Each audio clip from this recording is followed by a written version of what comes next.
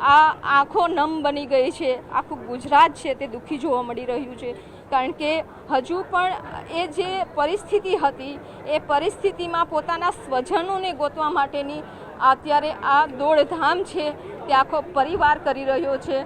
આ પરિવારમાં પણ આ બેન છે। અત્યારે જો બેન હિંમત રાખો, તમે તમારા પરિવારને પણ બેબી છે, મારી બેબી 2 વર્ષની બેબી છે નાની।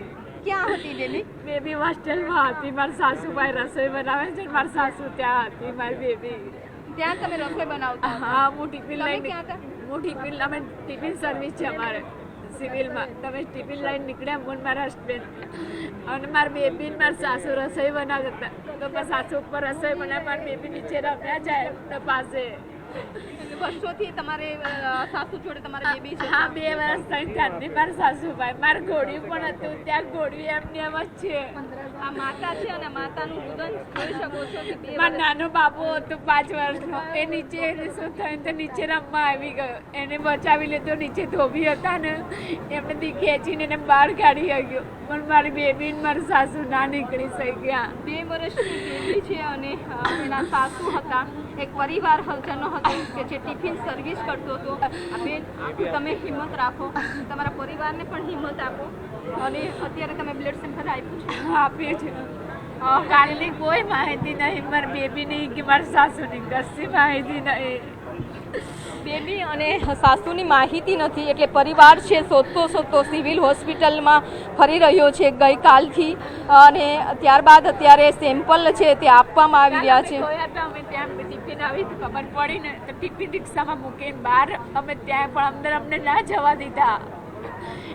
મારી સાસુ મારી બેબી અંદર છે, હજી નહીં બધી પાસે મારો હાથે છે ને બધી પાસે બહાર નીકળી ગઈ, પણ મારી બેબી ને મારું સાસુ ના નીકળી।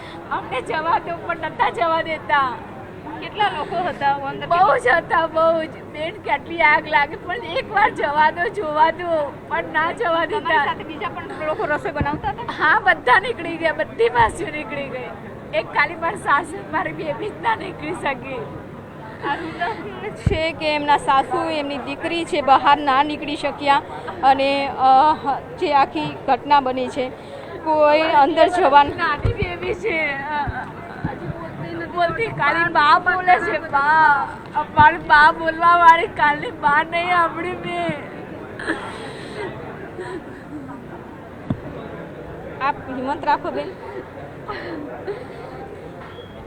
જે હોસ્ટેલ હતી એમાં રસોઈ બનાવી રહ્યા હતા અને રસોઈ બનાવતા હતા।